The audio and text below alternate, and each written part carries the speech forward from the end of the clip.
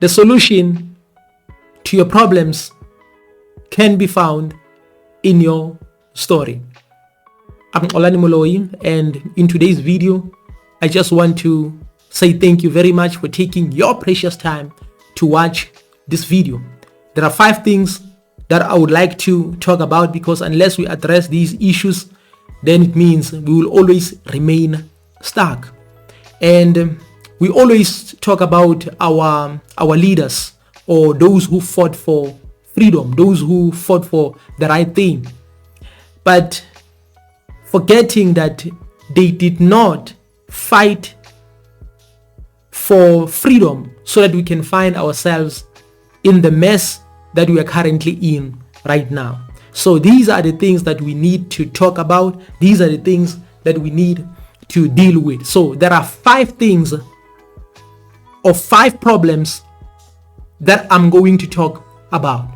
And at the end of the day, we should all learn something. So without any waste of time, the first thing that I would like to talk about is poor leadership amongst black people, especially in the context of South Africa, where I come from, because these are the things that I always see daily. And in many African countries, again, the very same thing is also happening. We have a poor leadership because many people don't understand leadership, because they think leadership is like you have to be bully. You have to control people. In other words, you have to show people that you are in charge, even if you are incompetent. It's like leadership is staying in an office so that people can see that you are a leader or you are a president. It's not supposed to be like that. So how do we see that we have poor leadership? We can see by our economy. Africa is regarded as the richest continent in the entire world when it comes to the minerals. But Africa again is regarded as the continent with the most poor people in the world. So now you can tell that we have a problem of leadership. Other people might say we are led by puppets. Others might say we are led by sellouts. But I just want to say we have a problem of leadership, because in general, when you go to various communities and you meet these community leaders that we can always meet every day, then you can tell that there's a problem of leadership. They don't understand leadership. They don't understand even their job description. They don't understand a lot of things. So that is why I can say many people think leadership is all about being bully. Leadership is all about controlling people or staying in an office or maybe having the most expensive car. Like for an example, when you pull up with your own car, then everybody can just look at you. That's not leadership. That's not leadership. So many people have the characteristics of a bully, but now they want to act as if, or they regard those characteristics as if they are the characteristics of a leader, or the characteristics which a leader should have. So now you can see that we have poor leaders because of our economy. Our economy is very weak. Our GDP combined here in Africa is also weak. It's very low. It's because of poor leadership. And again, as a result, you can see that various communities are suffering, and others have been complaining about the same problem for years. There are people who have been complaining about not having water here in South Africa since the 90s, in the year 1999 until now. The government is still promising. So every time when there's time for elections, the political parties will go to those communities and they will make promises. They'll make promises. Then afterwards, they'll forget about those people. There are people right now who have a problem of like drinking dirty water. Yet we have presidents of Africa, leaders of Africa living a luxury life. They have security, they have everything, but their people are suffering. But at the end of the day, they'll come to us and call themselves freedom fighters. This is the problem. So we can see that when it comes to leadership, we have a problem. And again, to identify those areas where we lack leadership, you can tell that when it comes to government departments, when it comes to various sectors, it can be the municipalities, it can be like, you can tell that we have a problem of leadership. We can tell about the road infrastructure, a high unemployment rate, because right now as you speak, the unemployment is up there, but we have leaders. Because every time when there's elections, they'll always promise us jobs, to say you will get jobs, you'll get employed, and so forth and so forth. But at the end of the day, the number of people who are unemployed is still increasing daily. Then you ask yourself, do these people have a strategy? In other words, when they talk about employing people, do they have a strategy, or they are just talking in the name of getting votes? In other words, according to my perception, they talk in the name of just getting votes. There's no leadership. Even if you can check their reports, no one is reporting. No one. We have community leaders who have never drafted a report, and they've been in those positions for years. They've never drafted a report to their superior leader, and their superior leader, like a district leader, has never, like for an example, drafted a report to a provincial leader. And we have provincial leaders who have never drafted a report to a national leader. And we have national leaders, majority of them, 99.99%, who have never requested any report from these people. No one is inspecting these people.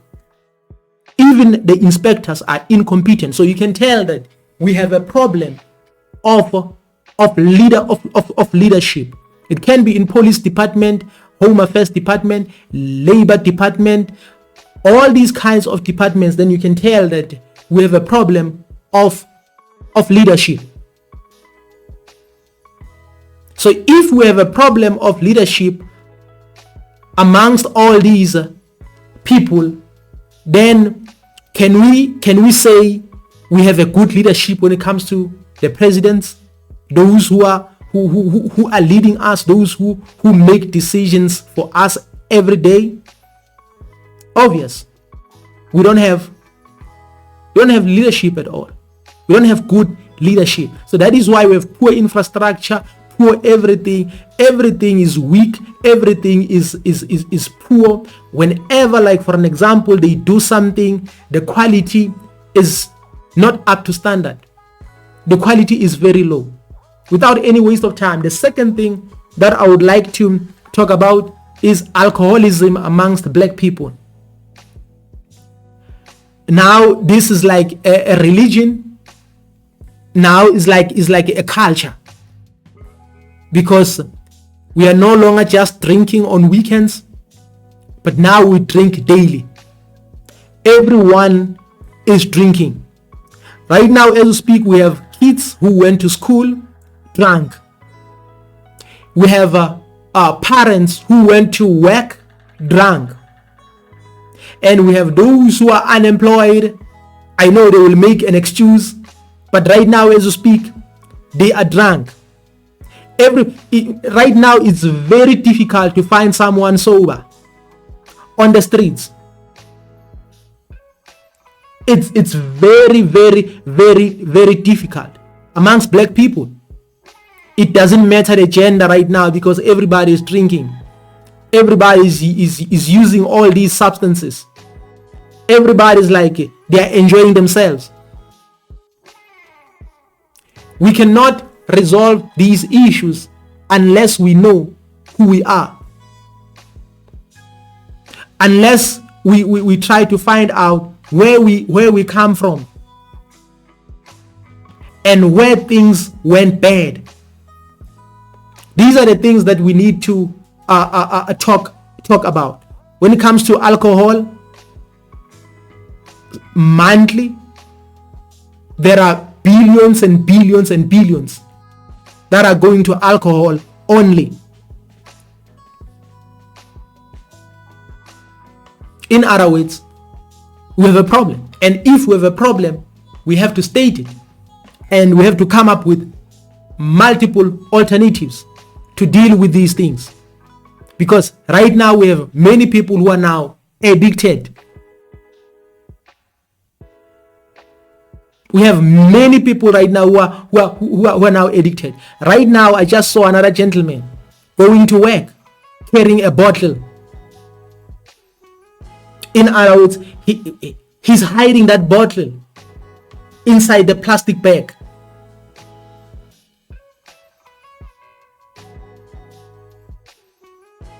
Then you ask yourself, what is happening? In other words, these people, they don't even value the risk in their work. They don't care about their employers. In other words, they just want to put their employers in trouble. Yes, we always complain about employers, but you can tell if a person is like you are carrying a bottle, and before you can enter the premises where you are working, you just want to take a bite.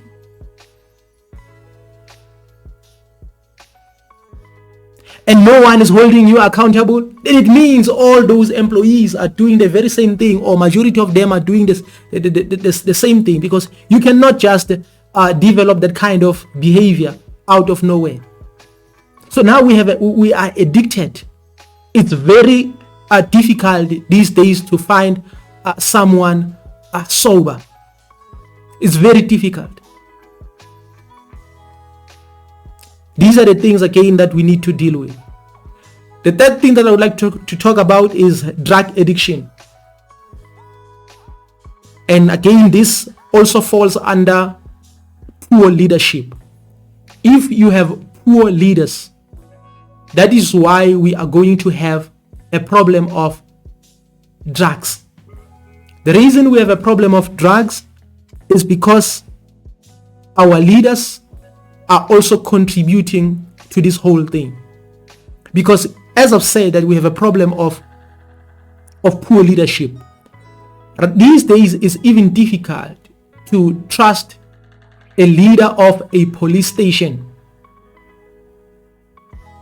These station commissioners or station commanders, it's very difficult to trust them. It's like, for an example, when you run to the police, you are expecting safety, and this is where you get yourself in trouble.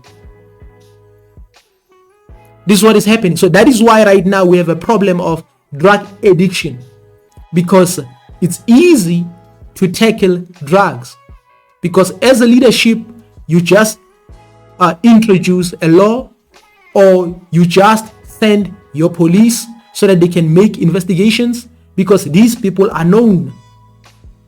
These people are known, the manufacturers, because there are those who are manufacturing all these substances, and there are those who are distributing these substances. So that is why I'm like, we are lost. I don't know if we are cursed or what's happening, because there's no way. How can you distribute such things to your own people? How can you distribute them? I know about the manufacturers, because the manufacturers, they are doing this because so that they can destroy. But the distributors of these substances are our people, and they distribute these things in various communities so that they can get a bit of cash, so that they can like enjoy themselves or maybe sustain themselves. But how can you sleep at night knowing very well that you have destroyed the life of somebody. Because when it comes to drugs, it's not easy. It's not easy to come out of that particular addiction. So you can tell that this thing is a mission. And this mission of destroying us through drugs can only be stopped or be prevented only if we have good leaders, or only if we have good leadership. So right now, as we speak, young men and young women at the age of 16, 17, 18, 19, they are addicted. And I was surprised to find out last year, 2025, that right now, as we speak, there are those who are about 50, even 60 years old, who are addicted. Then it means we no longer have elders. We no longer have people who can instill discipline amongst us.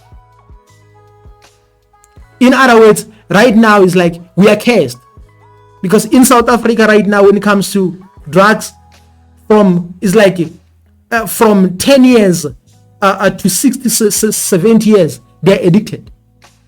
So who is going to hold us accountable? If a 70-year-old is addicted.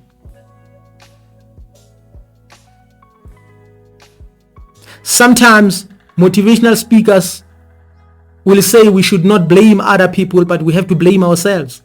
But there are situations or circumstances whereby if you don't have good leadership, then everyone will also find themselves in trouble, because there are people naturally who should be led.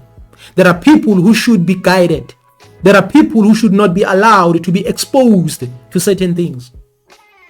And that is why we need leadership. Those who can enforce the law. Then the fourth thing that I would like to talk about, because now if you have many people who are addicted to drugs, many people who are addicted to alcohol, you have poor leadership. In other words, everything is disorganized.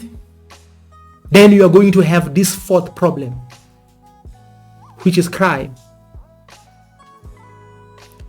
The crime rate in South Africa, including corruption, including everything, is very high. It's very high. Every time when you go through the internet, you'll hear about the bad news. You switch on the radio, you switch on the TV, it's bad news. You go to social media, it's bad news. It's bad news everywhere. Bad news that are related to crime. 5 people have been killed. 10 people were killed. Kidnappings, hijackings, and all these things, they are happening. In other words, others are also scamming. You go to the ATM, they scam you. You avoid the ATM, you go inside the bank. There are unethical employees. You get scammed as well. Everywhere it's a crime. You go to police station to report all these things. They leak the information. Then you find yourself in trouble. Crime is everywhere. And it doesn't decrease, especially in South Africa. Crime is very high. In other countries, you can tell that the law enforcement is up to the standard. But when it comes to South Africa, then you can tell that when it comes to crime is everyone is involved.